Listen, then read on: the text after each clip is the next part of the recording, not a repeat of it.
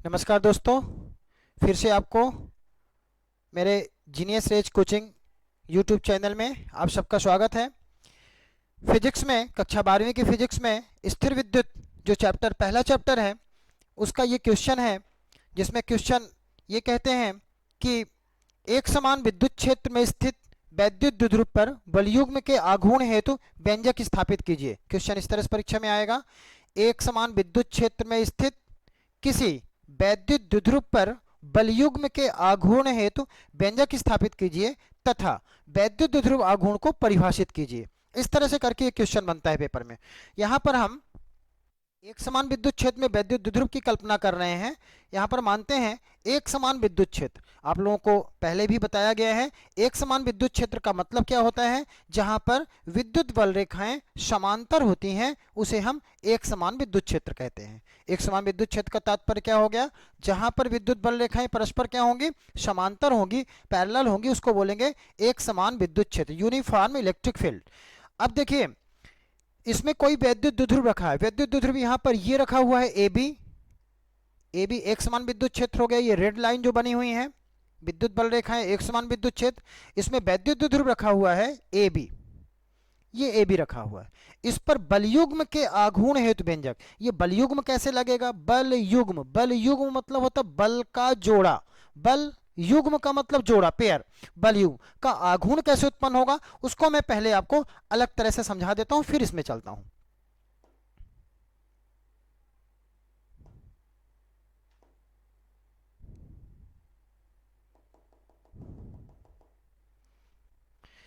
देखिए, एक समान विद्युत क्षेत्र है। एक समान विद्युत क्षेत्र का मतलब हो गया जहां विद्युत बल रेखाएं क्या है? समांतर। ठीक है, समांतर होंगी तो उसे हम क्या बोलेंगे? एक समान विद्युत क्षेत्र। इसमें कोई वैद्युत द्विध्रुव रखा है। वैद्युत द्विध्रुव का मतलब क्या होता है? ये प्लस क्यू और माइनस क्यू आवेश, ये हो गए वैद्युत द्विध्रुव। इस वैद्युत द्विध्रुव की जो लंबाई है हमेशा किससे दर्शाते हैं? 2l से। ठीक है, इसकी लंबाई हो गई 2l। ये वैद्युत द्विध्रुव हो गया प्लस क्यू माइनस क्यू। इसका नाम हम दे देते हैं ए और बी। अब प्रश्न क्या कह रहा है? एक समान विद्युत क्षेत्र, एक समान विद्युत क्षेत्र में स्थित वैद्युत द्विध्रुव, वैद्युत द्विध्रुव पर बलयुग्म के आघूर्ण हेतु व्यंजक। वैद्युत द्विध्रुव तो हो गया, एक समान विद्युत क्षेत्र में वैद्युत द्विध्रुव हो गया कौन सा? A B. ठीक है, कितने कोण से बनाते हुए रखा हुआ है? थीटा कोण से मान लीजिए बनाते हुए इसे रखा गया है। ए बी को एक समान विद्युत क्षेत्र ई में हम थीटा कोण बनाते हुए रखें तो इस पर बलयुग्म का आघूर्ण लगेगा। ये कैसे लगेगा पहले हम ये समझते हैं। बल युग्म, देखिए निश्चित रूप से आपको मालूम है कि बल रेखाएं क्या होता है? विद्युत बल रेखाएं हमेशा धनावेश से निकलती हैं और ऋणावेश पर समाप्त होती हैं। तो निश्चित रूप से धनावेश से यहां से कहीं से निकलती होंगी, इसकी शुरुआत यहां से कहीं होगी। तो इस तरह धनावेश से जब निकलेंगी तो यहां पर ये प्लस क्यू आवेश है, तो प्लस क्यू आवेश पर कैसा कैसा बल लगेगा? ये धनावेश, धनावेश को क्या करेंगे? प्रतिकर्षित करेंगे इस दिशा में, और इस ऋणावेश को क्या करेंगे? अपनी तरफ आकर्षित करेंगे इस तरफ। क्योंकि धनावेश धनावेश को प्लस क्यू आवेश को इस तरफ आकर्षित करेगा और ऋणावेश को इस तरफ आकर्षित और धनावेश को प्रतिकर्षित करेगा। अब देखिए, जब धनावेश को प्रतिकर्षित करेगा और ऋणावेश को आकर्षित करेगा तो दो बल लग रहे हैं कि नहीं लग रहे हैं? एक प्रतिकर्षण बल और एक आकर्षण बल। तो दो बलों को क्या बोल सकते हैं हम? बल युग्म, बल का जोड़ा। चूंकि एक प्रतिकर्षण बल है, दूसरा आकर्षण बल है, तो क्या बोलेंगे? बल युग्म। और ये बल कितना होता है? आप लोग पहले भी पढ़ चुके हो, ई क्यू। कैसे होता है? आप लोगों ने पढ़ा था विद्युत क्षेत्र की तीव्रता E इक्वल टू होता है एफ अपान क्यू, या E equal to F upon Q zero. तो ये एफ इक्वल टू करेंगे तो क्या हो जाएगा? E Q. तो इस तरह से लगने वाला जो बल होगा वो क्या होगा? E Q. सूत्र होता है E equal to F upon Q, F equal to E Q. इस तरह से बल लगा, एक प्रतिकर्षण बल ई क्यू और एक आकर्षण बल ई क्यू। समान परिमाण के दोनों बल लग रहे हैं ई क्यू। एक की दिशा है इस तरफ, दूसरे की दिशा इस तरफ। तो अब देखिए, जब बल युग्म लग रहा है तो आघूर्ण उत्पन्न होगा, क्योंकि बल युग्म के कारण हमेशा आघूर्ण उत्पन्न होता है। कब? यदि दोनों बल एक दूसरे के विपरीत दिशा में लगे तब। जैसे मान लीजिए ये विद्युत द्विध्रुव है, इसको प्रतिकर्षण बल लग रहा है ऐसे और इसमें आकर्षण बल लग रहा है ऐसे, तो ये आघूर्ण उत्पन्न हो जाएगा, मतलब ये घूमने लगेगा। कब तक घूमेगा? जब तक इस क्षेत्र के समांतर ना हो जाए। इसमें घूर्णन कब तक उत्पन्न होगा? जब तक ये क्षेत्र के समांतर ना हो जाए। यदि ये इस तरह से रखा हुआ है, इसमें प्रतिकर्षण बल लगा, इसमें आकर्षण बल, तो इसे घूमेगा। तो क्या उत्पन्न हो गया, आघूर्ण। इस प्रकार एक समान विद्युत क्षेत्र में स्थित किसी वैद्युत द्विध्रुव पर बलयुग्म समझ में आ गया, जोड़ा, एक प्रतिकर्षण बल और एक आकर्षण बल के आघूर्ण हेतु व्यंजक। इस प्रकार जो आघूर्ण उत्पन्न होगा उसके लिए व्यंजक हम स्थापित करने जा रहे हैं। अभी केवल मैं प्रश्न मैंने समझाया आपको। तो यहां पर देखें, इस तरह से हम इसको आगे बढ़ा देते हैं। यहाँ पर 90 अंश का कोण बनता है और ये थीटा कोण, यहाँ पर भी थीटा कोण बनेगा, चूंकि संगत कोण कहलाएंगे ये थीटा कोण बन गया। और हम यहाँ पर बिंदु रख देते हैं सी, तो ए बी सी।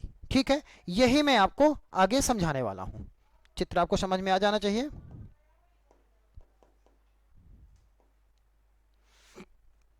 ये चित्र बना हुआ है, एक वैद्युत द्विध्रुव है ए बी, जिसे विद्युत क्षेत्र ई में, एक समान विद्युत क्षेत्र ई में थीटा कोण बनाते हुए रखा गया है।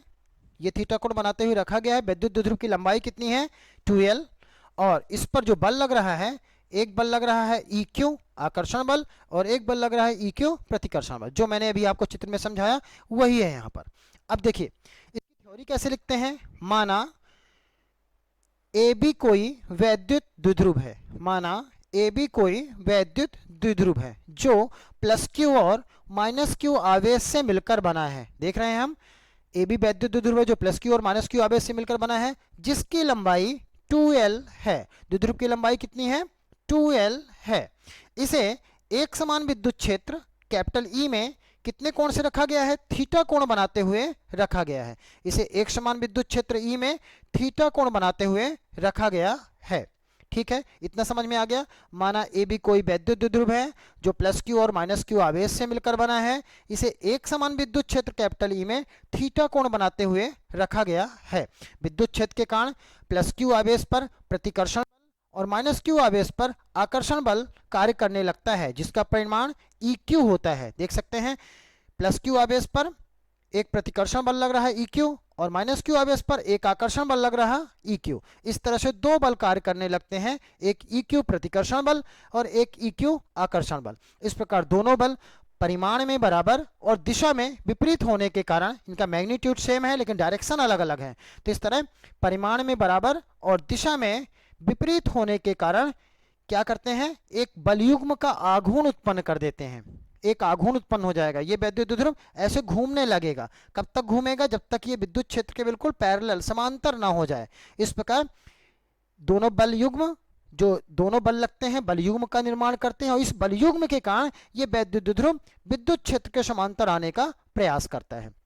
ठीक है, और इस बलयुग्म के आघूर्ण को एक नाम दिया गया है जिसको प्रत्यानयन बलयुग्म का आघूर्ण कहते हैं और इसको हम टॉर्क टाउ से दर्शाते हैं। इस तरह प्रत्यानयन बलयुग्म का आघूर्ण बराबर होता है एक बल गुणे दोनों बलों के बीच की लंबवत दूरी। ये सूत्र होता है प्रत्यानयन बलयुग्म का आघूर्ण बराबर एक बल गुणे दोनों बलों के बीच की लंबवत दूरी। अब चलिए देखते हैं, टॉर्क से दर्शा रहे हैं इसको।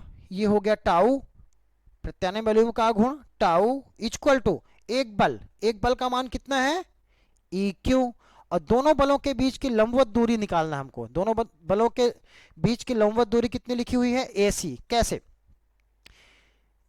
ये कोण माना जा रहा है तो कोण के सामने वाली भुजा लंब कहलाएगी। आपको पता है कोण के सामने वाली भुजा को क्या कहते हैं, हम लंब कहते हैं। तो इस तरह से ये दूरी लंबवत होगी, जो लंब होगा वही लंबवत दूरी होगी। तो लंबवत दूरी कौन सी कहलाएगी, AC। दोनों बलों के बीच की लंबवत दूरी, बहुत सारे विद्यार्थी गलती क्या करते हैं, दोनों बलों के बीच की दूरी 2l लिख दिया करते हैं। ऐसी गलती मत करिएगा। दोनों बलों के बीच लंबवत दूरी कितनी होगी, AC। कोण के सामने वाली भुजा लंब, तो इस तरह से दोनों बलों के बीच की लंबवत दूरी होगी कितनी, AC। ये हो गया समीकरण 1।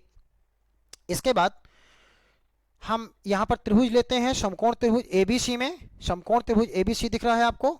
समकोण त्रिभुज ABC में साइन थीटा बराबर आपको पता है लंब बटे कर्ण होता है।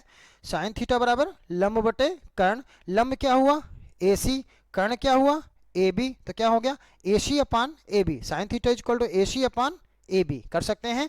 साइन थीटा बराबर लंब बटे कर्ण, तो AC अपान AB। AB का मान जरा देखते हैं कितना हो रहा है, AB का मान कितना है, 2l। तो इस तरह से कितना हो गया, AC अपान 2l। चूंकि AB इक्वल टू कितना है, 2l। देख रहे हैं आप, द्विध्रुव की लंबाई हमेशा कितनी ली जाती है, 2l।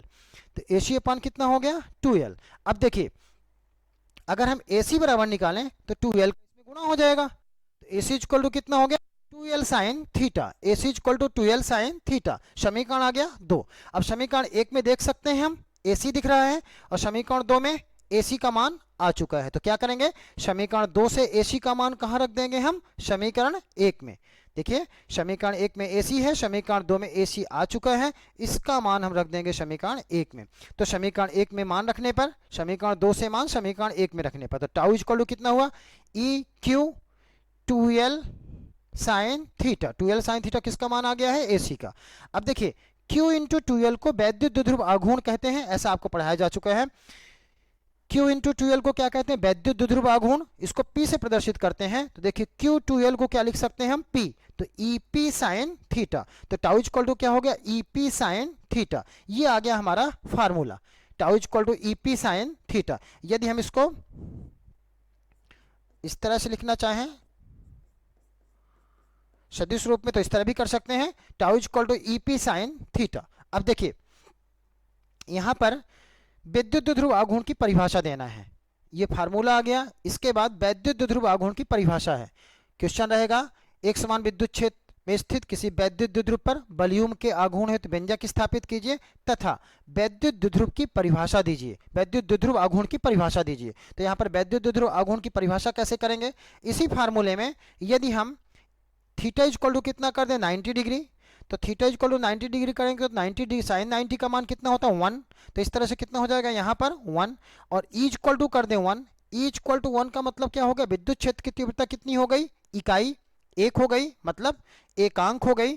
तो उस समय पर अगर ये 1 हो जाए और ये 1 हो जाए, दोनों का मान 1 हो जाए, साइन थीटा का मान 1 कैसे हो गया, थीटा इक्वल टू यदि हम 90 डिग्री कर दें तो साइन 90 का मान 1 होता है और E का मान कितना हो गया 1। तो उस समय पर क्या होगा, टाउ इक्वल टू P हो जाएगा। उस स्थिति में टाउ इक्वल टू P कैसे, देखिए यहाँ पे टाउ इक्वल टू E का मान 1 into P sine theta, theta की जहाँ पर 90 हो गया मतलब इंटू 1, मतलब टाउ इक्वल टू क्या हो गया यहाँ पर P। इस तरह से टाउ का मान P के बराबर है अथवा P का मान टाउ के बराबर है। अब दोनों हैं क्या, टाउ क्या है, प्रत्यानयन बलयुग्म का आघूर्ण, प्रत्यानयन बलयुग्म का आघूर्ण, और P क्या है, वैद्युत द्विध्रुव आघूर्ण। ठीक है, पहले से ही मालूम है आपको कि टाउ है प्रत्यानयन बलयुग्म का आघूर्ण और P क्या है, वैद्युत द्विध्रुव आघूर्ण। तो परिभाषा कैसे करेंगे इसकी, किसी भी वैद्युत द्विध्रुव का द्विध्रुव आघूर्ण उस प्रत्यानयन बलयुग्म के आघूर्ण के बराबर होता है। समझिएगा यहाँ पर, किसी वैद्युत द्विध्रुव का द्विध्रुव आघूर्ण उस प्रत्यानयन बलयुग्म के आघूर्ण के बराबर होता है जो द्विध्रुव पर उस समय कार्य करता है जब द्विध्रुव को हम एक समान विद्युत क्षेत्र में लंबवत रखते हैं, एकांक तीव्रता वाले एक समान विद्युत क्षेत्र में लंबवत रखते हैं। जो उसकी शर्तें सभी लिख रहे हैं, देखिए एकांक तीव्रता वाले एक समान विद्युत क्षेत्र में लंबवत या विलंबवत रखते हैं। फिर से देखिए, वैद्युत द्विध्रुव आघूर्ण का मान प्रत्यानयन बलयुग्म के आघूर्ण के बराबर है, ये तो यहाँ पे प्रूफ हो रहा है। किस स्थिति में बराबर हो रहा है, जब विद्युत क्षेत्र की तीव्रता कितनी हो, इकाई, एकांक विद्युत क्षेत्र की तीव्रता हो। एक समान तो है ही, समांतर है बल रेखाएं तो एक समान ही होगा। और कैसे रखा गया है, वैद्युत द्विध्रुव को लंबवत रखा जाए, यदि वैद्युत द्विध्रुव को हम लंबवत रख दें, थीटा का मान कितना हो यहाँ पे 90 डिग्री, तो उस समय पर वैद्युत द्विध्रुव आघूर्ण किसके बराबर होगा, प्रत्यानयन बलयुग्म के आघूर्ण के बराबर होगा। तो परिभाषा कैसे करते हैं हम, किसी वैद्युत द्विध्रुव का द्विध्रुव आघूर्ण उस प्रत्यानयन बलयुग्म के आघूर्ण के बराबर होता है जो वैद्युत द्विध्रुव पर उस समय कार्य करता है जब द्विध्रुव को एकांक तीव्रता वाले एक समान विद्युत क्षेत्र में लंबवत रखा जाता है। फिर से सुनिए, किसी वैद्युत द्विध्रुव का वैद्युत द्विध्रुव आघूर्ण उस प्रत्यानयन बलयुग्म के आघूर्ण के बराबर होता है जो द्विध्रुव पर उस समय कार्य करता है जब वैद्युत द्विध्रुव को एकांक तीव्रता वाले एक समान विद्युत क्षेत्र में अभिलंबवत रखा जाता है। ये हो गई वैद्युत द्विध्रुव आघूर्ण की परिभाषा। ठीक है, तो ये आपका व्यंजक हो गया। पहले हम क्या करते हैं, प्रत्यानयन बलयुग्म का आघूर्ण बराबर क्या होता है, सूत्र एक बल गुणे दोनों बलों के बीच की लंबवत दूरी। एक बल लिख लेते हैं EQ, दोनों बलों के बीच की लंबवत दूरी, कोण के सामने वाली भुजा लंब, AC लिख देते हैं समीकरण 1। फिर समकोण त्रिभुज ABC में, समकोण त्रिभुज ABC में अगर निकालते हैं sine theta equal to AC अपन AB, आप सबको पता है साइन थीटा बराबर लंब बटे कर्ण। तो लंब बटे कर्ण, ये AB का मान कितना होता है 2l, वैद्युत द्विध्रुव की लंबाई हमेशा 2l ली जाती है 2l, तो AC इक्वल टू हो जाएगा 2l साइन थीटा। समीकरण 2। अब समीकरण 2 से मान कहाँ रख देंगे, समीकरण 1 में। समीकरण 1 में मान रखने पर इतना आएगा। ये हो गया हमारा फार्मूला। अब देखिए यहाँ पर जब ये सूत्र आ गया तो हम Q2L को वैद्युत द्विध्रुव आघूर्ण कहते हैं, और ये वैद्युत द्विध्रुव आघूर्ण उसकी जगह पर क्या रख लिए, P। तो इस तरह से Q2L बराबर क्या लिख दिया गया, P। ठीक है, यहाँ पर लिख भी सकते हैं चूंकि Q2L इक्वल टू P। ठीक है, Q2L का मान क्या रख दिया गया है, P। तो tau equal to EP sine theta. ये आ गया हमारा व्यंजक। अब हमको क्या करना है, इस व्यंजक की सहायता से वैद्युत द्विध्रुव आघूर्ण को परिभाषित करना है। तो क्या करेंगे, हम शर्तें क्या लेंगे, यदि थीटा इक्वल टू 90 डिग्री तथा E इक्वल टू 1, मतलब कोण कितना बनना हो, 90 अंश, और तीव्रता कितनी हो, एकांक, तो उस समय पर ये दोनों मान यहाँ अप्लाई करेंगे। तो टाउ इक्वल टू E की जगह पर हो गया 1 और थीटा की जगह पर हो गया 90 डिग्री, तो साइन 90 का मान कितना हो गया 1। तो टाउ इक्वल टू कितना बचा, P। मतलब वैद्युत द्विध्रुव आघूर्ण का मान किसके बराबर है, प्रत्यानयन बलयुग्म के आघूर्ण के बराबर है। कब, जब किसी वैद्युत द्विध्रुव को एकांक तीव्रता वाले विद्युत क्षेत्र में कैसे रखा जाए, लंबवत रखा जाए। तो परिभाषित रूप में क्या कह देंगे सबको मिलाकर, किसी वैद्युत द्विध्रुव का द्विध्रुव आघूर्ण उस प्रत्यानयन बलयुग्म के आघूर्ण के बराबर होता है जो वैद्युत द्विध्रुव पर उस समय कार्य करता है जब द्विध्रुव को एकांक तीव्रता वाले एक समान विद्युत क्षेत्र में लंबवत रखा जाता है या अभिलंबवत रखा जाता है। ठीक है, फिजिक्स में आज इतना ही। बाकी फिर आगे वीडियो में आपसे मिलेंगे। यदि आपको मेरा ये वीडियो पसंद आया हो तो आप सब सब्सक्राइब कर सकते हैं मेरे चैनल को, और शेयर भी कर सकते हैं, लाइक कर सकते हैं। आप सबका स्नेह हमेशा बना रहे। धन्यवाद।